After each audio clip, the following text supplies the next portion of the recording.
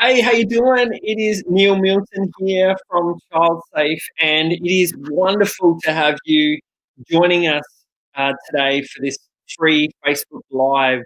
Um, we wanted to let you know that we are so grateful for you joining us. Now, a special welcome to all of the kids out there, all of the children, because this is a bring your children to this event, because that is what the topic is going to be connected to. So, which is really, really exciting. My name's Neil. I'm the general manager of Child Safe, and Child Safe is a not-for-profit harm prevention charity.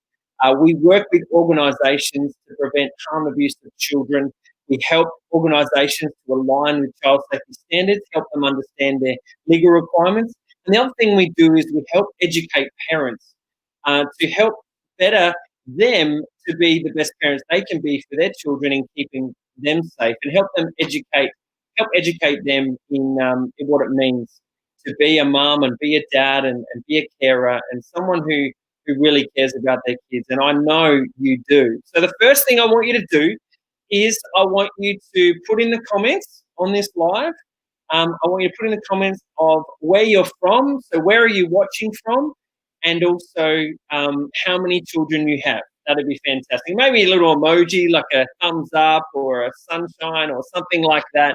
That would be absolutely fantastic. We know that we have a lot of people jumping on today, which I am so excited about this. And it's so good to see people wanting to learn about this particular topic. So wanted to say, yep. So put your name, put your how many children there and where you're from, which is great. It's great to see all the people from all over Australia, even the world. I heard that there's some people jumping in from USA as well. So the other thing I wanted to let you know is that you can go to our Facebook page after this as well, and you can add yourself to the group called Child Safe Australia for Parents, and that is a specific group for parents, and you can make sure that you can be part of that. We put educational tools on there. We put some funny stuff on there. We put some, I guess, challenging stuff on there as well. And so one thing is really important to do that. The other thing is that when this is over, you'll be able to view this on the Child Safe Australia Facebook page and also the childsafe.org.au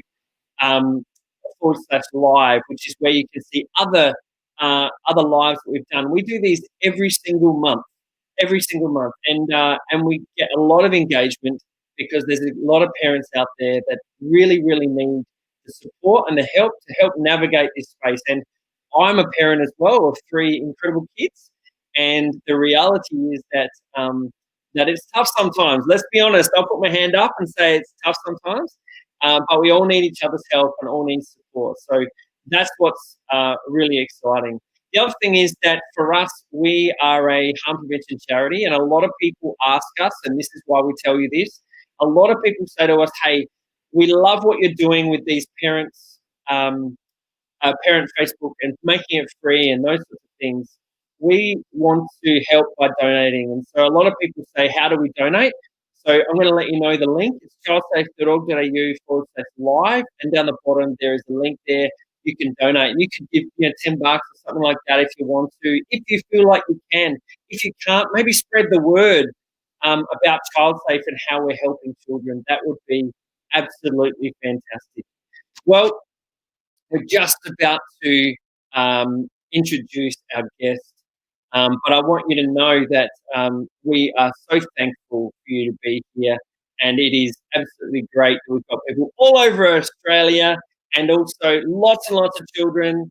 So let's introduce our incredible guest. He's the CEO and founder of Mindfull Oz. His name is Matt Runnalls. Give it up for Matt. Give him clapping emoji. That'd be amazing. Woo!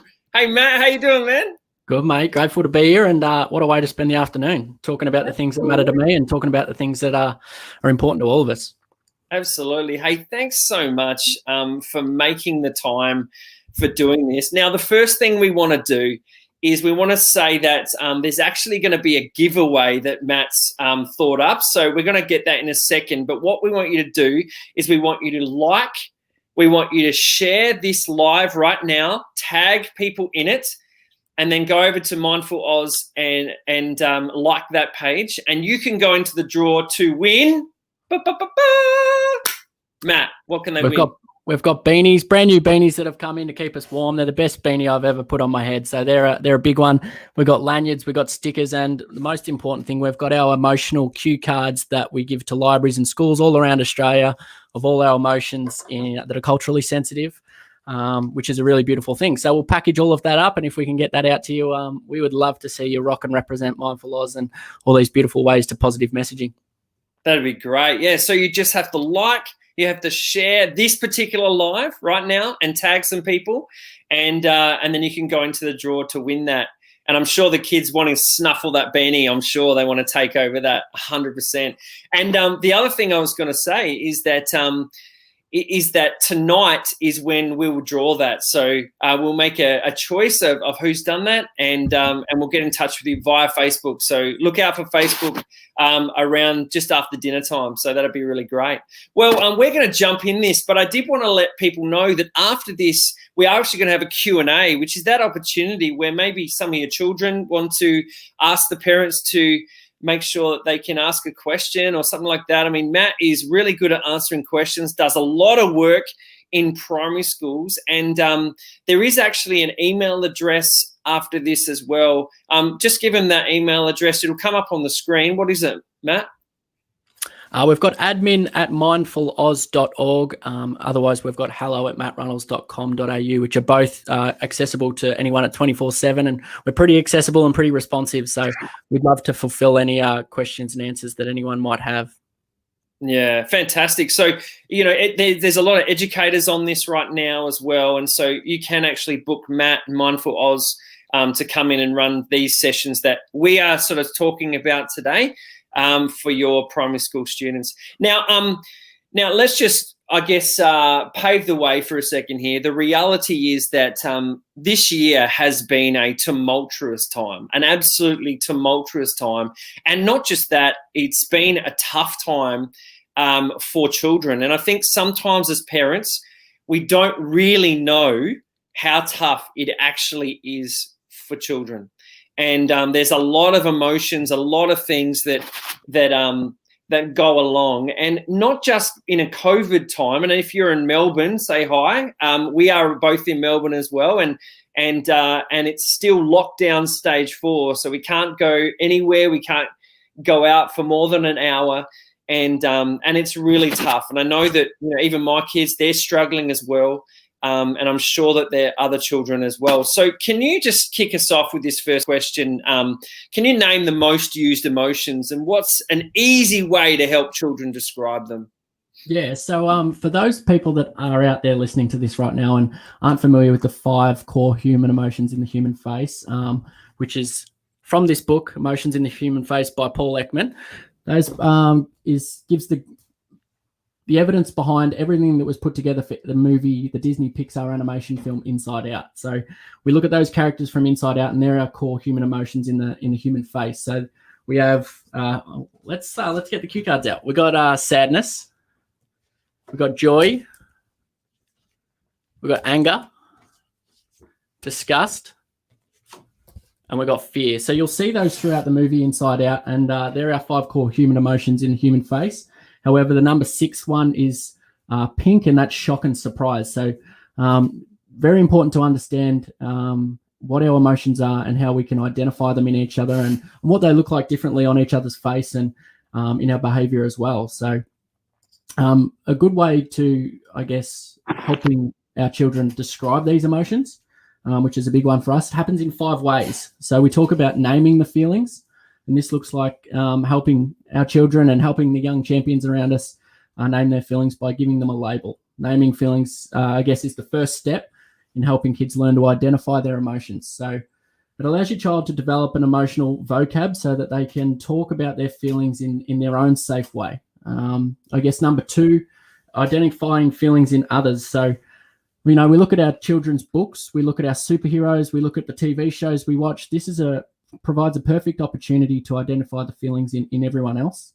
You might ask your child to reflect on what someone else may be feeling through a program, through a book, even identifying it in yourself when you're experiencing these emotions. And that's a really beneficial way for kids to start to understand and label and validate and recognize the feelings that they're going through, and know that every single one of them's really important and crucial to our development, our growth, and to being the best version of ourselves. So number 3 is being a role model. And kids are, well, beautiful, busy, intrigued little minds and beautiful little brains, and they imitate their role models, and they look up to us, and they're always watching. So it's really important that we're giving them the behaviors in which for them to mimic and to imitate. So we want to talk about our emotions and what we're feeling as their role models, and continue to provide safe spaces for them to feel supported in doing the things that mum and dad say about every single emotion that they experience.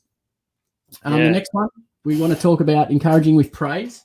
So again, we want to open up that safe space where they feel like the way in which they're advocating or talking about any of their core emotions is an appropriate way. Not only does it show that our feelings are normal and it's okay to talk about them, it reinforces the behavior. So they're likely to repeat that and continue to do so, which is really, really important. So all of a sudden, when we get to that point where we're encouraging it with praise and incentive to talk about our thoughts, feelings, emotions, we can remove that stigma behind it and the discomfort, and also the fact that it's sometimes scary to talk about our emotions. So right now, I mean, for a lot of adults, we see a lot of people recoil at the fear of talking about their emotions because it's deemed as a weakness and it's vulnerability.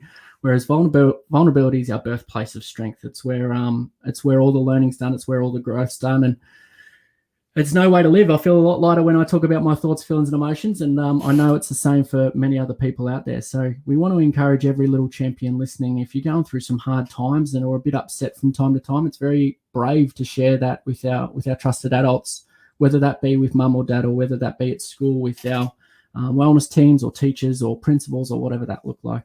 And the last one, I guess, made in our 5 keys to talking about our emotions is listening to them and validating, like I said. So stay present and resist the urge to make your child's bad feelings go away just because you might be busy or you might have something on. It's about supporting our children to identify and express their feelings so that they are heard every single time. And we want to close those loops in the brain. So when we feel we're being ignored, it causes just as much trauma to the brain as a physical injury. So we really want to make sure that everything's validated and we talk about every single situation, because no matter how tough it is or how good it is, everything in life is carving us and crafting us into the beautiful person that we're meant to become. So all our emotions are really valid, and there's really easy ways in which we can talk about them and keep talking about them. Yeah, that's great. Matt, that's fantastic. And it's so important, to help children describe their emotions. I'm just wondering, and I know you work in this space as well, but we're getting a lot of questions around ADHD and also autism and other conditions as well. And I'm just wondering, how does this kind of relate in that space as well? And is there a different technique that could be used around that? Most importantly, it doesn't matter what the label is. I think we have to start showing up out of love for every single person and put our love glasses on, and not, I think what we see is a lot of people that are governed and taught and educated around a label that might be on the paper instead of the person that they truly are. I mean, we want to go in with a clean slate every single time. There's no such thing as naughty kids. There's no such thing as bad kids. There's no such thing as challenging kids. We have to start to look at every single person out there is beautiful just the way they are. And we need to encourage people to be more of themselves, believe in themselves and love themselves a little bit more, no matter their condition, situation, or challenge. Because as I said, we're all beautiful, have beautiful and meaningful and unique brains. And if we're all the same, the world would be a pretty dismal place. So I guess for that matter, we just want to be looking at people all the same. We just want to be treating people the same.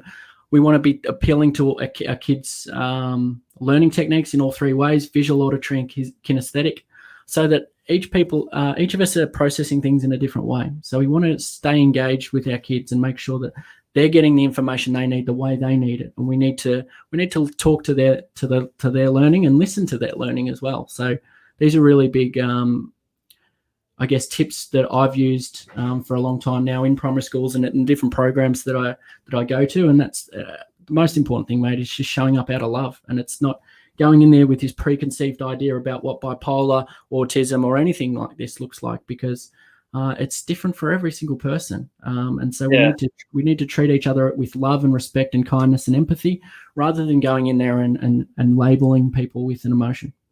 So what you're really saying is that these kind of tools that you're giving can be used no matter what situation they're going through and what challenges that that someone is facing at any particular time. So let's just talk about that a little bit more.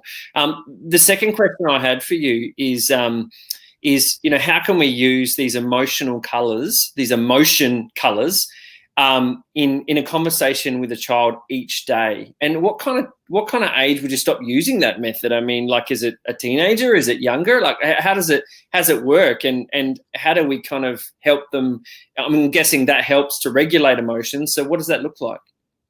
Yeah, mate, everything's got to be purposeful. And as I said, visual, auditory, and kinesthetic learning for kids is really important. It's important for us as adults as well. So, do you want to explain that, the visual, those three things just quickly? Yeah, so visual learners, people that read things, auditory learners that hear things, and kinesthetic learners, people with hands-on. So big thing in our primary school, mate, and probably a point of difference, which is probably upsetting that more people don't jump on board and teach people in all these different ways, because it's the kid in the class that doesn't engage with the learning style, or he just doesn't get it. It starts to feel less. He starts to suppress his emotion because, I'm not learning as quick as everyone else, but yet it's just the learning style that he's not engaging with. So, this was a big one for me growing up, and you sit there and for many years blame yourself for the way in which things went. But when you look back, it's hang on a minute, I learned this way and we're all very different. We all learn to all three styles, but however, we do have preferences. So, we work massively at Mindfull on creating a program that teaches kids in all three learning styles so that everyone's engaged, because it's the kid that doesn't engage with the program that, again, falls through the cracks and thinks less of himself when he's not, or she. So they're all beautiful people. They're all very unique, and their minds learn in different ways, and that's a very beautiful thing. So one of the interesting things that I was reading in some of my studies was, like, testing was done with a significant number of children about around the colours, and I wondered for a long time with Inside Out about how they come up with, fear being purple and disgust being green. And I was like, everything's got to be on purpose. There's got to be ways in which we've got to set a curriculum that this is what it looks like, so that these kids can navigate towards it, and we keep that same curriculum and conversation for everyone. And a big part of that was they did a big study. And in that study, they asked kids with a set of them 5 colours. Actually, they had all the ranges of colours, pencils. And they set the scene and did a play or a role play about an emotion, whether it be fear, anger, joy, disgust, or sadness. And they asked the kids to draw with the color that felt most appropriate to the emotion that they just felt. And what they were seeing was our yellow for joy, our oranges, our pinks were colors that made the kids happy.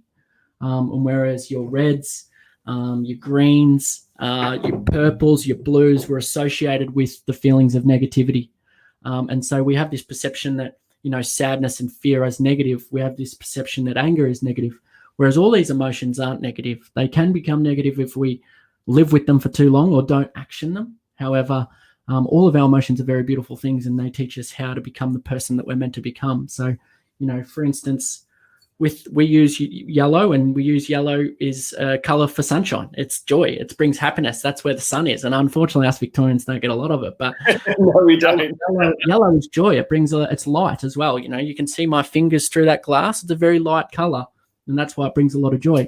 So red, our blood boils. Red's fast, and so is aggression. We act out of impulse, and we act very sharply without thought. That's anger.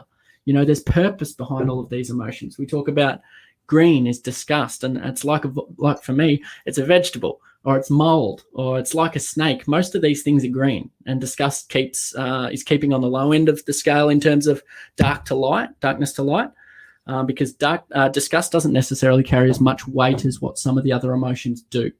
We move into sadness, and won't drop one of these, is blue. And blue is often described as depression. Blue's like water. It's like our tears. It's crying.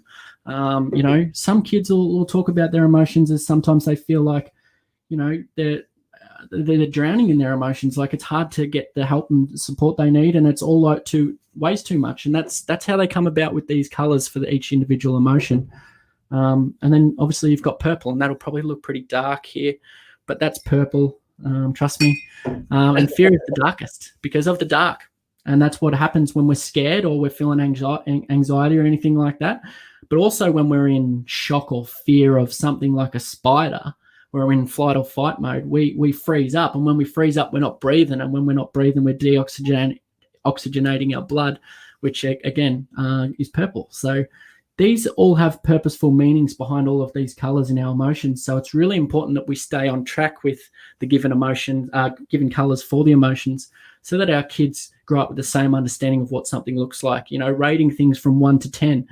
Maybe we can start by rating them, how you're feeling on a scale of, our purples, blues, greens, reds, and yellows. And we've seen schools implement that into the curriculum, and it works really well. A lot of testing. We want kids to be able to associate these colors with their emotions that they're feeling and be able to go, hey, I work with kids that are young as 4 right now, and these kids are coming up to me and going, Matt, I'm feeling really purple today. And I said, to one example at a primary school I work with was Nate, and I'm feeling really purple today. And I was like, Nate, why are you feeling really purple? He's like, I fell over. But I also was worried that my friend wasn't going to come to school today, so I was feeling really purple. And then one young girl comes over and says, well, I know what to do in this situation to make you feel yellow again, Nate. And she gave Nate a hug. Like, these are the things where we need to change the dialogue around what it looks like to articulate our pain. Because what we see is a lot of adults get to the point where it's not necessarily that we don't want the help and support, or we don't want to talk about our thoughts, feelings, emotions. What it is we're aching to have someone to tell. And even when we get that person to tell our emotions to that wants to listen, we don't have any way of articulating them. We don't actually know what we're experiencing. So if we can change this dialogue from the earliest of ages to let these kids know that, hey, we can simply use a color to identify and express our emotions in a positive way. Yeah, that's amazing.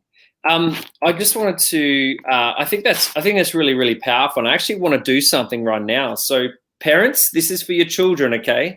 So, children, what we want you to do is we want you to write down the color that you're feeling right now, okay? And I want you to tell your mum, and maybe mum or dad can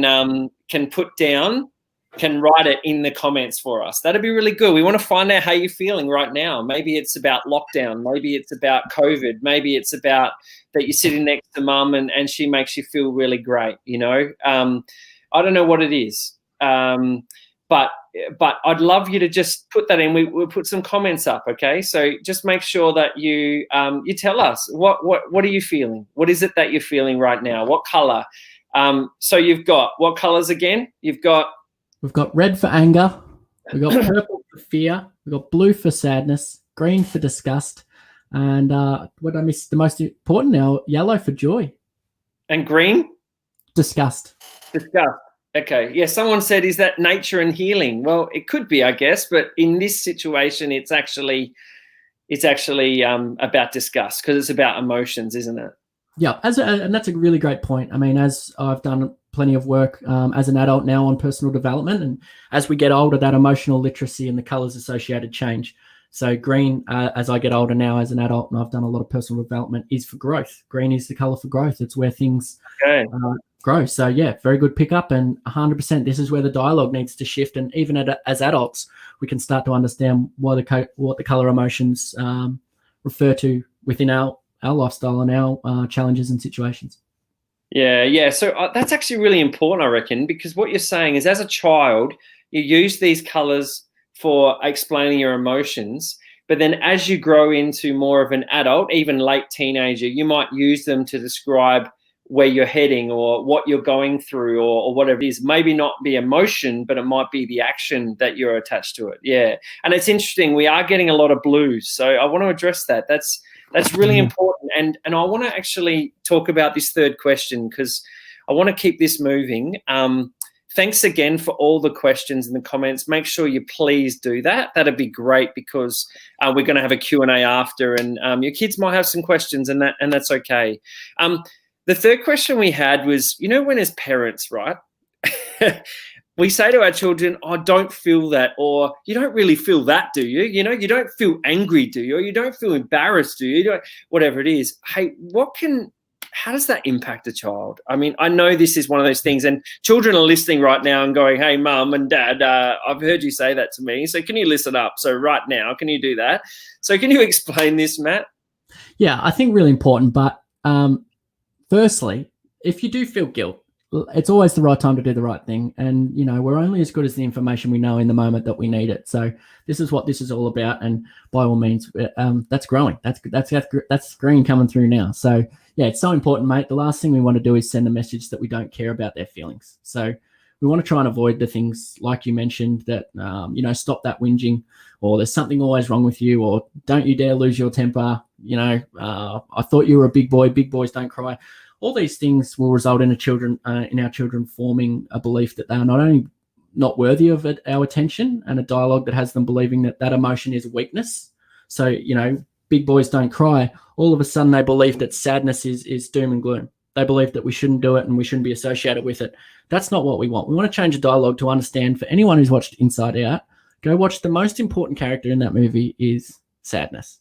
Yeah. Sadness gives a proper perspective of joy. That helps us understand what we don't want to be around. Same as what anger does. So all of these things are really valid emotions, so we need to feel them and validate them. So, everybody feels emotions. All emotions are positive action signals for change and growth. We want to feel them. We also want to acknowledge them and learn from them. So we don't want to be forcing people to suppress them because we don't have the time, or we're not in the mood, or we don't want to deal with it right now, because down the track, we're going to get to the point where we're going to create a lot of low self-esteem, lack of confidence, self-worth will be missing, trust, no value for the person and the beautiful person that we are for ourselves, and a whole plethora of challenges that stem from suppressing our emotion. So, as much as we're in this rat race of the world right now, and it's all very busy, and do, we need to slow down and pay attention to everything that we experience, both for ourselves and for our children, and action them. As I said, we go through so many thoughts and feelings and emotions. They're not meant to be ignored or suppressed. They're meant to be going, hey, there's an emotion. Why do I feel it? Can I grow from this? Can I better myself from this? Can I remove the situation? Whatever the learning is, and then you get rid of it. And you want to do that with all your thoughts and feelings, so that you grow up and become stronger and become the person that you're meant to become. Because by suppressing all these emotions, as I said, it only continues the stem of the flow, and we end up being or acting out on these emotions somewhere down the track in a really unhealthy way. Yeah. Well, I wanted to ask you in that, because I think that's really, really important, because, like I put my hand up and I have said that before. I have said, you don't feel that, or you don't feel this, or whatever it is. Come on, why are you happy with us? Like, this is family time, or whatever it is, or you're not depressed, or, and I am sorry, and I've apologized for that to my children. And it's about letting them feel what they're feeling. I'm just wondering, with the colors side of things, we've got a question from Amit, and they've said that why can't they just say, I'm feeling sad, or I'm feeling broken, or I'm feeling disgusted, or I'm feeling this? Is it that children don't have the capacity always to communicate those emotions with words, and colors give a way of, because sometimes you might have a card, right? You might say, hey, I'm feeling red, or I'm feeling blue. And one of the things that people could do in the home, in the family, is, the children could, they could do an exercise together, and they could cut up some cards and say, hey, today I'm feeling this, and that's where you could work out what kind of support that is. Can you explain a little bit more of that? Yeah, I think it's really important because I think we nailed it in the question that you asked. We have never built the understanding and the vocab around how to express these emotions. Of course, we want these kids to say what they're truly feeling.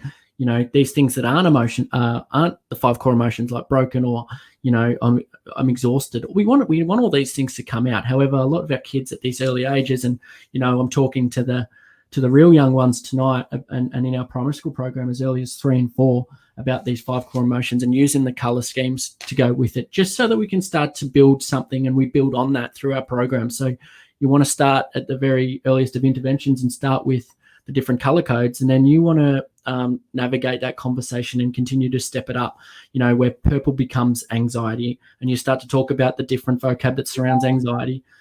Blue will turn into depression if it's left alone for long enough, and all the emotions together will turn into depression if we leave them long enough.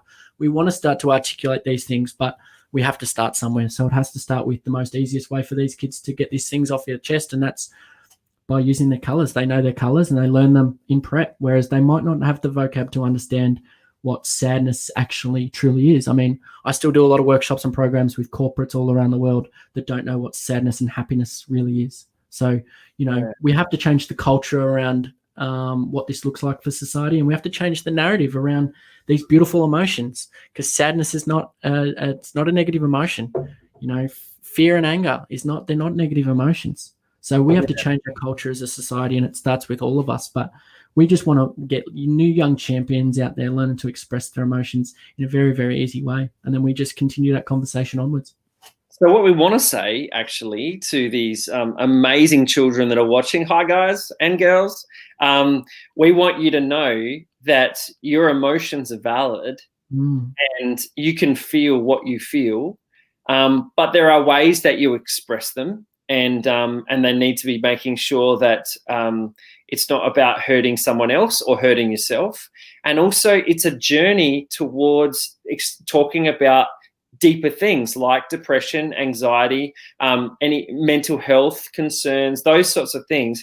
But this is actually beginning that pre-conversation so that when you do get to those, it doesn't become oh my goodness, we've never talked about this before. It's actually, sadness. Okay, sadness can lead to that if it's not worked on. I think that's really, really powerful.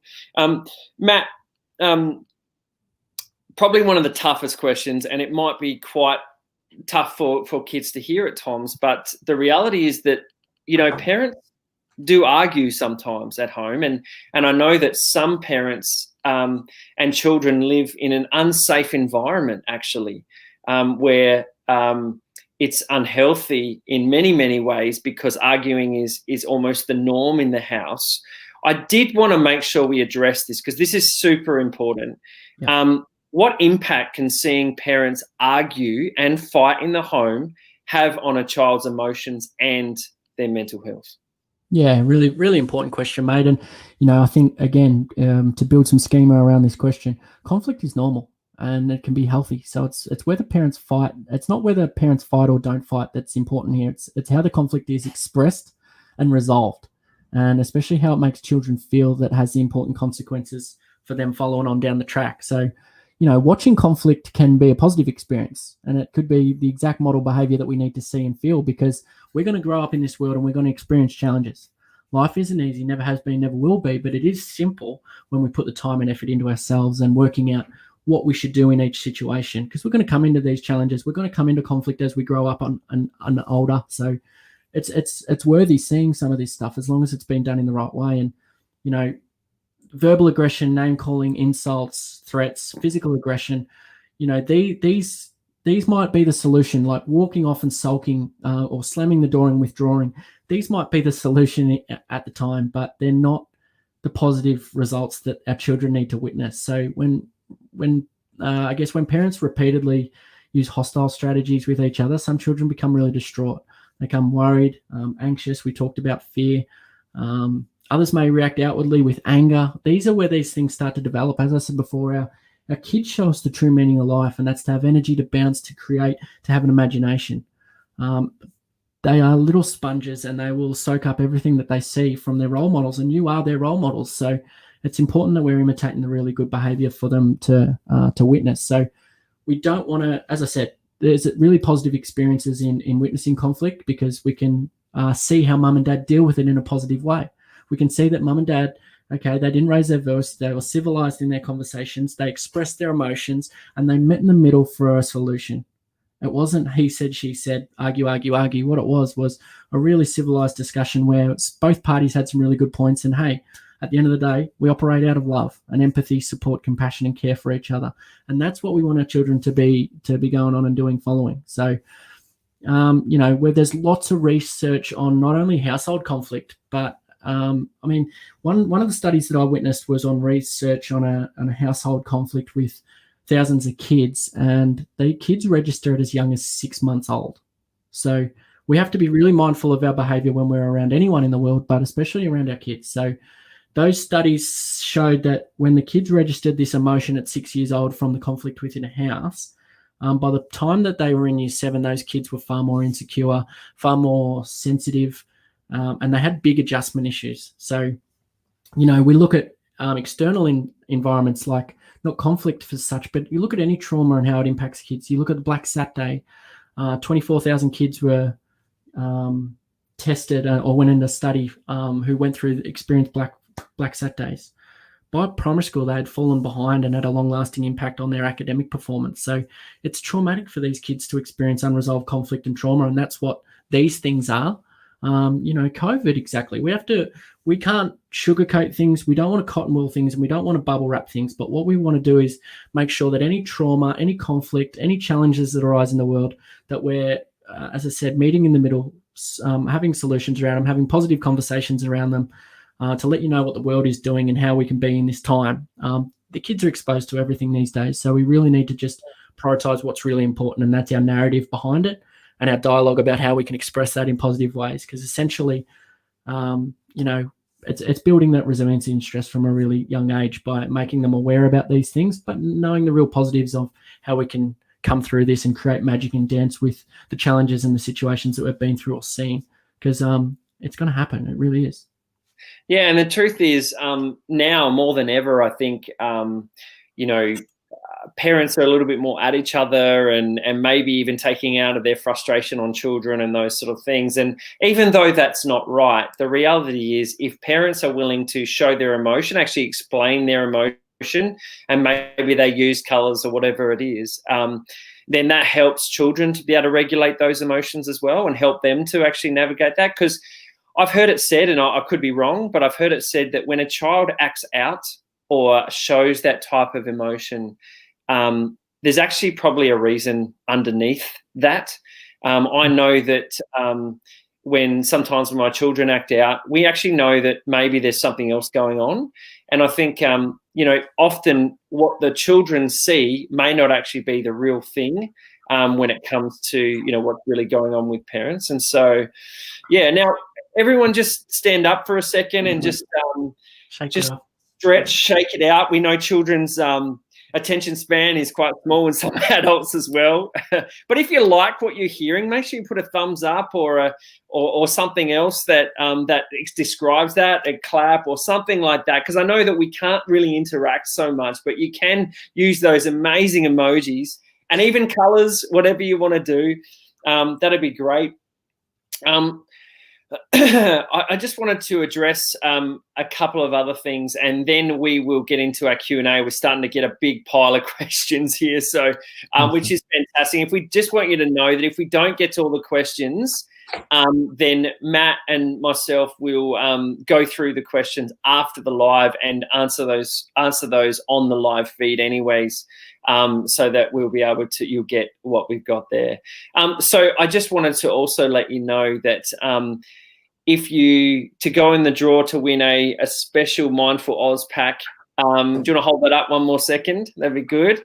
It's got a beanie in it. It's got the cue cards, all those sorts of things. You can go into the draw by sharing this live, liking it, tagging people, and also going over to Mindfull Oz and liking that, and you go in the draw for that. So let's get into this last question, and this is for you, children. So are you there? Just give us a wave or something to say that you're there. But this is the last question before our Q&A, and here it is. How can we help children to be intuitive, and how can they be intuitive to other people's emotions? How can children support children in this? Because the reality is they are in the schoolyard with their children more than the parents are with the children, if you like, and even with the parents, even with the teachers as well. And so how do children get aware of other people's emotions and how they can help each other in that? Because I know that's something you're super passionate about, and in your programs in schools, they can actually learn about that as well. Tell us about how that happens and how they can do it. Yeah, I think what's really important is that we all understand and go through emotions that are completely different to the next person. How you perceive snakes and spiders might be completely different to how I perceive them. Vegetables to food to everything. So the way someone feels an emotion is going to be completely different to the next person. And that's a beautiful thing, as I said before. So firstly, it's understanding that no two emotions look the same on each person. So how we can help each other is the human being is fundamentally wired for love, belonging, and connection, contribution, growth, creativity. Yeah, there's a few other Say things. that really slowly. Love, Love, belonging, and connection. So if you learn anything or take anything away from tonight, is that the human being is wired, fundamentally wired, the human condition for love, belonging, connection. So if we show up, this is for adults, this is for kids, this is for every single person in this world right now. The true meaning of life is to live in the betterment of others. So if we all show up in the betterment of others and we all show up with love, belonging, connection, which we all possess unlimited amounts of, it is free. We need to spread that stuff like confetti. So we show up every single day with these things that make people feel love, feel belonging, and feel connected. When we see a disconnection between any of those things, that's where we see a lot of mental illness being expressed. So what we need to do is provide those spaces, those safe spaces for kids to feel supported. But for kids to help other kids, it's all about how do we fill that joy cup up for everyone? How do we fill that up? And I mean, I don't know how much time I've got on the clock here, but I don't know if I can do a visual demonstration. Do something. Go for it. Yeah. So that's what the human brain looks like from the start, righto? So we're clear. You can see my fingers through it. Sorry, I don't know where the camera is. There we go. You can see it's very light. One color is much easier than two colors. So a clear brain, clarity, focus. This is how we operate. This is how we're born. But yet things start to happen to us. We'll start with joy. So we get a little bit of joy. Now, hopefully I don't spill this everywhere. As you can see, the color of my brain and my mind is still yellow. It's joy. I'm feeling upbeat. And the way you feel joy is going to be different to me. But this is where we want to be. We just want our brain to have a little tinge of yellow. We want to be feeling light. As you can see, you can still see my fingers through it. You can still make sense of it and have clarity and focus. Disgust. Maybe I've gone to the ice cream. I've got my ice cream. I'm excited. All of a sudden, my mates, I've given him my pocket money and he's given me... I know, peppermint flavor. Don't enjoy it. Disgust. My reaction's disgust. All of a sudden, this is how my mind's feeling. It's still okay. I can still see my hand through the other side. I still have clarity. I still have focus. But two emotions is much heavier than the one emotion. So we want to start to remove some of these things. Long story short, we have a fallout. We start that conflict that we were just talking about because he spent my money on the wrong ice cream flavor, Neil. I'm not happy. I got a peppermint. I wanted honeycomb. Therefore, I'm starting to feel anger. I haven't spilled any yet. We're going all right. All of a sudden, it's starting to get a little bit more hazy, yeah? And this is how the mind looks. So this is the most easiest way to explain this to anyone. This is how the mind looks. And again, if I held that up all day, that's starting to get heavy. Whereas before, when it was just clear and I had clarity and focus, I was able to behave the way I should. I was able to react the way I should because I wasn't going through disgust. I wasn't going through anger. I was just going through full clarity and focus. A little bit of tinge of yellow, a little bit of joy. Anyway, the come down from anger is always what, Neil? It's sadness. Every time we feel anger, the next stage is always sadness. There's always regret. There's always a sense of remorse. There's always, oh no, I've upset someone. I've said something nasty. Or they've said something nasty to me and that makes me feel sad too. So blue, sadness. All of a sudden, this is what the mind starts to look like. See what's happening to us?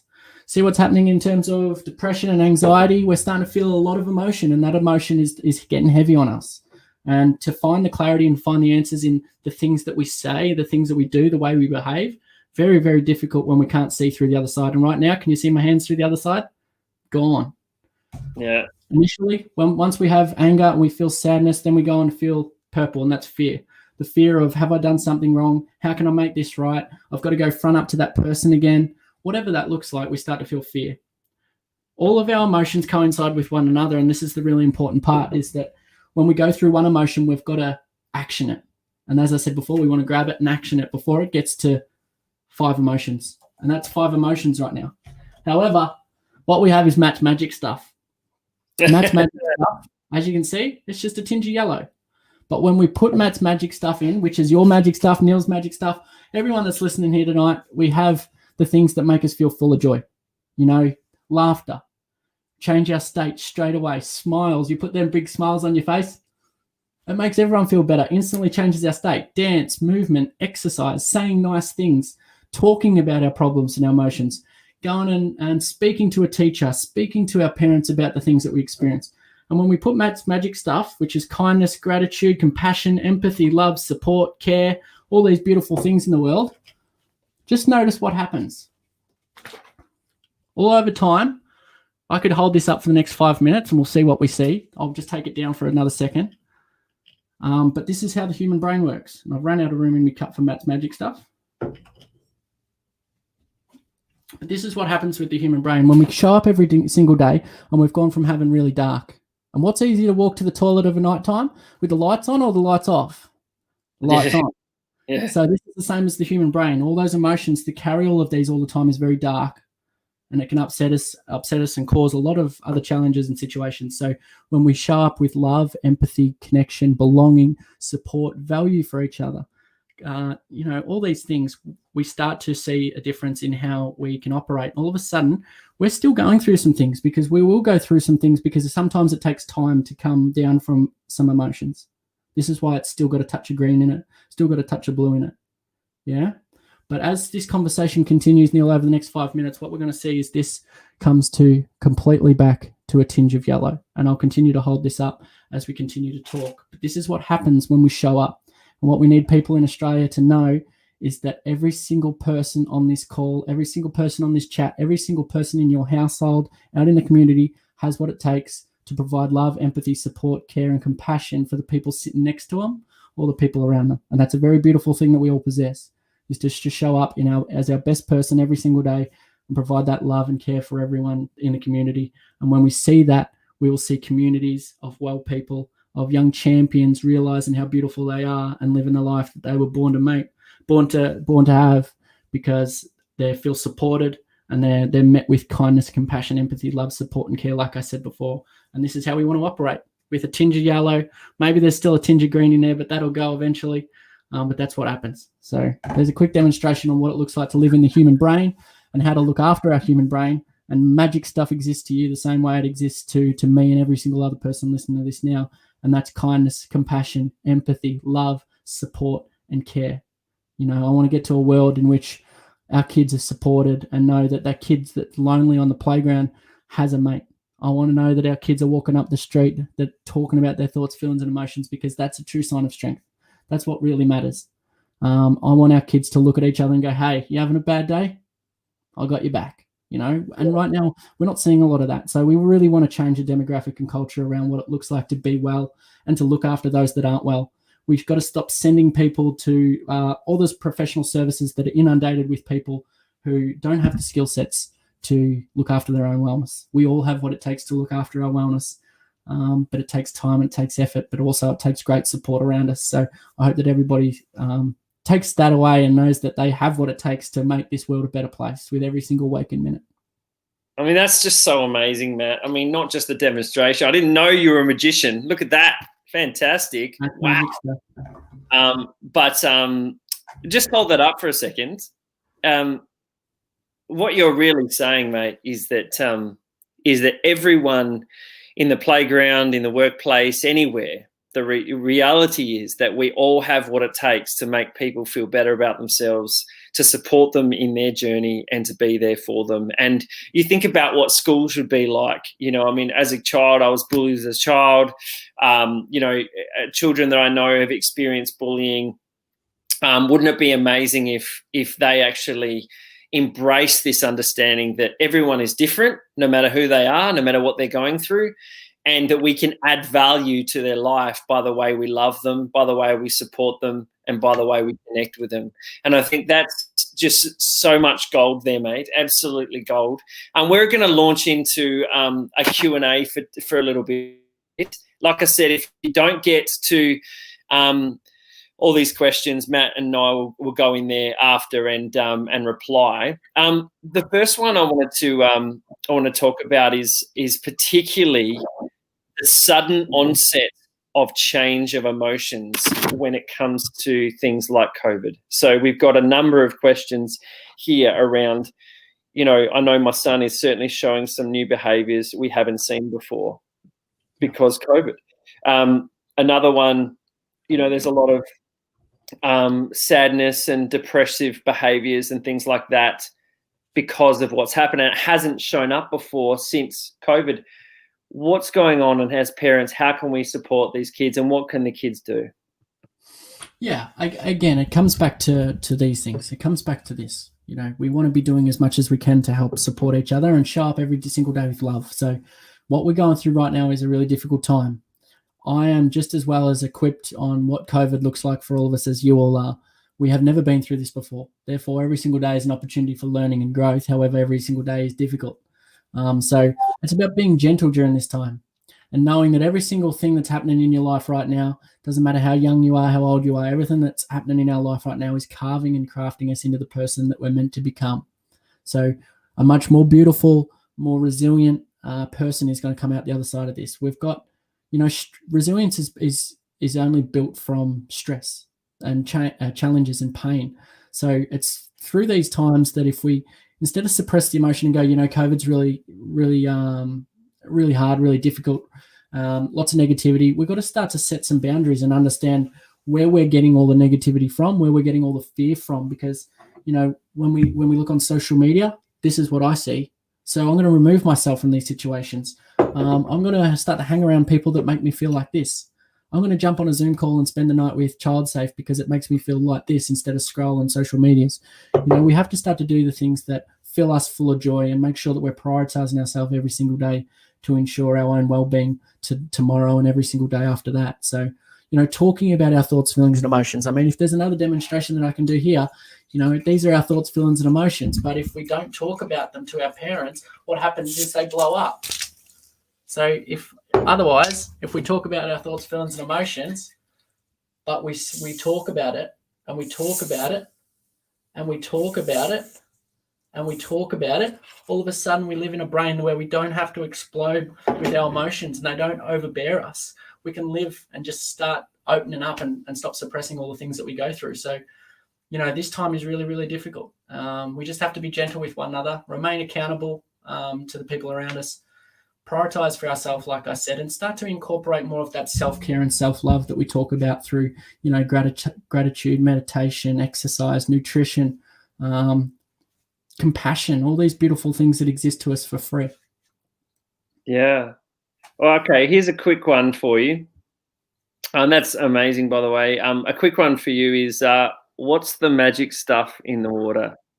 The stuff in the water is kindness, compassion, empathy, love, support, and care. We all have it. Reality, guys. You don't get the answer. I'm sorry, you don't get the answer. I know the kids are going, oh, man, I just want to do this at home. No, we've got plenty more where that come from, but it's a part of our primary school program and trademarked and copyrighted. So apologies. Yep, and fair call. One of these questions is really important and very real right now. Can video games, movies, or TV have a negative impact on emotions? Oh yeah, absolutely, of course. Screen time's got to be limited. Notifications and things are built these days to trigger our brains and trigger our emotions in ways that it shouldn't. So we should be limited to how much of this we see and do. However, I don't play the video games enough to understand what each of them do and how they work. But, as long as they're filled with the things that make us feel full of joy and they're not detrimental to our health and well-being, they're not full of conflict, they're not full of anger and violence. I mean, all these sorts of things that, we are exposed to in the world right now, but we need to limit those in these times, especially when we don't have the normal outlets and resources that we normally do to help and support or to wellness and things like that. So we want to stay in routine. We want to keep doing the things that we would in normal day without these restrictions. So, we want to be getting up and moving. We want to be eating right. All these things that I talked about. We don't want to go into survival mode and just try to get by, because getting by is where we fall backwards on the pendulum swing and the continuum to poor mental health. We want to be trying to excel and thrive through this time and use these experiences to benefit ourselves and to build something that we never had, or to learn something new, or to educate ourselves about something else. So, that's for adults, that's for kids. there's other productive ways in which to spend our time. However, it's all about balance. And if video games and TV shows are what fills you full of joy and they're safe and spread positivity and great messages and learnings, by all means. But there's got to be a balance with all of that. And just because it's COVID and we're restricted by movement and flow doesn't mean that we surround ourselves by all the things that we know are detrimental to our health and well-being. And for a lot of parents, and what I'm seeing right now is we don't have the time to support these kids during COVID. So therefore it's easier to throw an iPad or a video game in front of them. Whereas we know we're only setting ourselves up for challenges and problems down the track. So yeah, try and stick to a routine instructor as much as we can. And make sure that we're across everything that our kids are doing. Yeah. So what you're also saying, yeah, absolutely. And we had Susan McLean on about when she was talking about cyber safety and pornography and a number of different things, and how the major thing is to make sure that we know exactly what our children are watching, what they're playing, and get involved with that. So it becomes a really good time rather than something that could cause them to be unsafe. And so I guess one of those things to do is, and some Maria actually put on there, does physical activity have a huge impact on behavior and mindset? And I'm guessing, yes, it does. Absolutely. 26 minutes of rigorous exercise. So rigorous meaning that we only have to elevate our heart rate.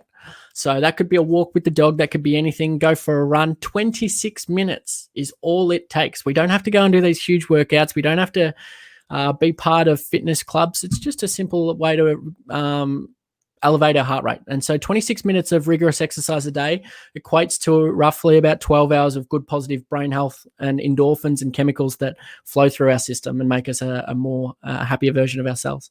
So, our thoughts, feelings, and emotions that we experience, we can change one of those, you change all three, and we can change one of those by flow and movement. So exercise is really, really crucial to our mind and behavioral health.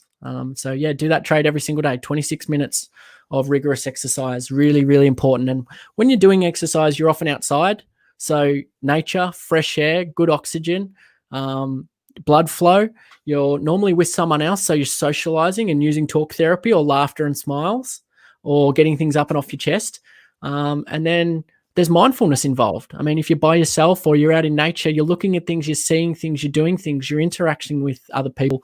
These are all, there's 4 or 5 things I just mentioned that are tools for our self-wellness and self-love and self-care that make us feel love, belonging, and connection. So these are crucial, and they could all happen very easily just by going for a walk or a run. Yeah, amazing. Well, we need to wrap this up in a second, but I did want to say there's many, many people that are just asking, not just a lot of questions, but also are wanting to know where they can get these resources, how can they get in touch with you, etc. Can you just repeat that for us, because they want these color cards, they want all of those sort of things. So it'd be good to just make sure they can know where to get that stuff. Yeah, absolutely. I've got a children's book on its way, and I've also got these emotional cue cards, which are culturally sensitive, which are great for kids with learning challenges or anything like that. They're available. I do have to say our website is redeveloped at the moment. We're 2 weeks off, 2 more weeks, and all this information will be up on the website, available to everyone. These cue cards will be up on the shop. However, if you email the team, admin@mindfuloz.org, or you email myself, which I think is on the rolling banner as well, and you can watch this back, of course, or contact us on Facebook or Instagram, we can get these to you immediately before the website.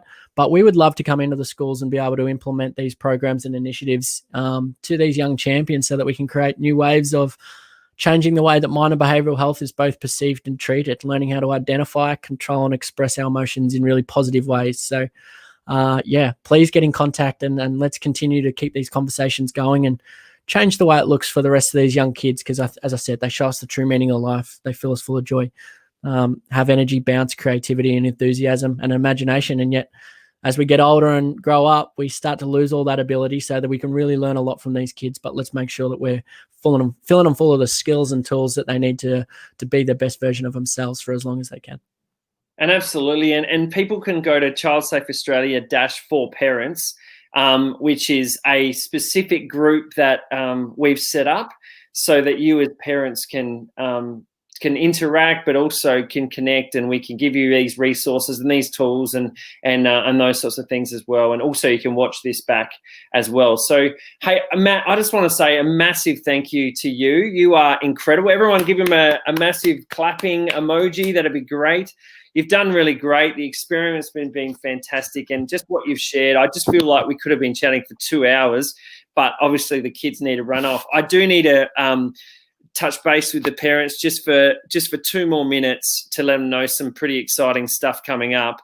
But I just want to say a massive thank you. Thank you for your input. Thank you for everything you've shared. And, I'm just really excited about how primary schools are going to be changed in the future because of your incredible programs as well. No, thanks, Neil, and thanks to everyone watching. I know I can't see your beautiful faces, but as I said, this time is really difficult. So just remember to be gentle with yourself, keep positive, stay grateful, be kind to one another, but most importantly, continue to be kind to yourself. So big love and gratitude from me and the team at Mindfull. Thanks so much, Matt. All right, so what an amazing time with Matt. We're so grateful to him. Just a couple of things. Make sure you like, you share, and you tag this live, and also go to Mindfull Oz Facebook page and like that, and go into the draw to win a beanie and some cards and just some incredible products to help your children with this space. Make sure you go to Child Safe Australia -for parents and actually invite yourself to that. There's a couple of questions you need to ask. I'll admit you in there. The other thing I want to let you know is the next Facebook Live is going to be gigantic. We already have over 1,000 people saying they're going and over 2,500 people saying that they're interested. It's going to be big. Her name is Maggie Dent. She is an incredible person, but also a guru in this kind of space. And we're going to be talking about boys and tweens and teens. And so we're going to have a discussion about raising tween and teen boys. And I'm excited because I've got a tween and a teen boy. And so I can't wait for that as well. So you can just head to the Child Safe Australia Facebook page and go to the event page. And you can make sure you like that and you're going, etc., and you can get on board. So that's September 9th, which is happening there at 4:30 p.m. Now, one last thing. I just want to say thank you. Thank you so much to you and your children. High five, air high five for you guys. And we look forward to seeing you at the next one. And we want to thank you as well for your incredible support. And as I said, you're welcome to donate to what we're doing so we can continue creating these great free Facebook Lives. Hope you have a wonderful, wonderful evening, and take care, and see you next time.